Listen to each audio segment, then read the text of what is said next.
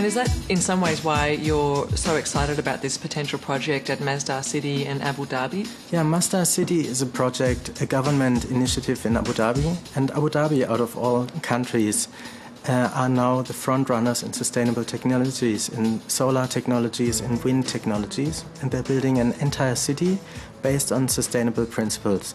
When you think of Sydney as a city that has introduced a free shuttle bus between Chinatown and the CBD as a green sort of initiative, the city Masdar has a public transport system throughout the entire city, which is a free network of magnetic driverless cars. So it's a car-free city and a carbon-neutral city. The entire city is driven by solar, photovoltaic cells and solar fields on the outside of the city. So the entire city exists, but it has zero footprint. That's magic.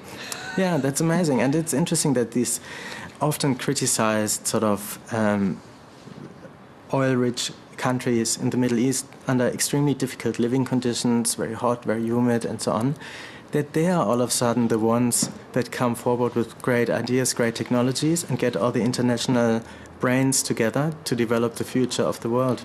So you need the empty space in some ways to be able to create these sorts of things. I mean, for example, in Sydney, how far is these ideas of sustainability actually going? Are we doing a good job at all?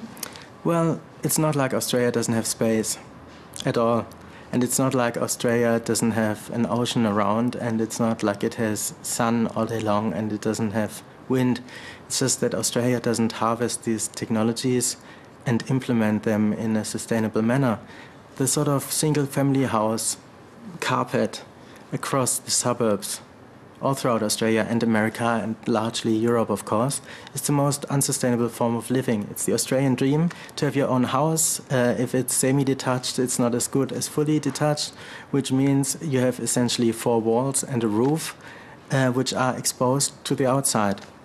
When you think of a residential tower, where you have 400 apartments stacked on top and next to each other, it's an extremely dense and efficient building system which is sustainable through density. It doesn't lose a lot of air and heat and energy.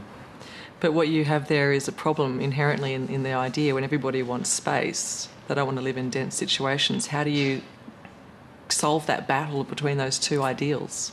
In Australia, it's seen as uncool to live in an apartment. That's the worst insult. I said to someone, I like your apartment, but it was actually a semi-detached house.